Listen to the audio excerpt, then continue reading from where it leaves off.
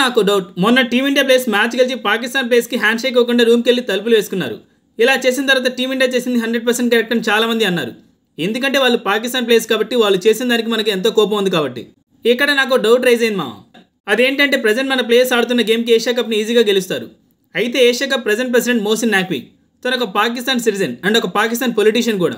Present ACC president తానే కాబట్టి మనోళ్ళు కప్ గెలిస్తే తన చేతుల మీదనే కప్ తీసుకోవాలి. మరి అప్పుడు టీమిండియా కప్ తీసుకుంటుందా, వచ్చేస్తుందా? తను ఒక పాకిస్తాన్ సిటిజన్ కదా, వాళ్ళ దగ్గర నుంచి కప్ తీసుకుంటారా? మరి పాకిస్తానీ ప్లేయర్స్ అని మనోళ్ళు షేక్ హ్యాండ్ ఇవ్వలేదు, మరి వాళ్ళ చేతుల మీద నుంచి కప్ తీసుకుంటారా? సో ఇక్కడ నా పాయింట్ ఏంటంటే బీసీసీ కానివ్వండి, క్రికెట్ మేనేజ్మెంట్ కానివ్వండి, మీకు అసలు పాకిస్తాన్తో మ్యాచెస్ ఆడటం ఇష్టం లేకపోతే అసలు గేమ్స్కి వెళ్ళకండి. అంతేకాని మ్యాచెస్ ఆడటం హ్యాండ్ షేక్ ఇవ్వము, ఇలాంటి సగం సగం బాయ్కాట్లు వద్దు. మీకు కావాల్సింది డబ్బులు, అది మాత్రం క్లియర్.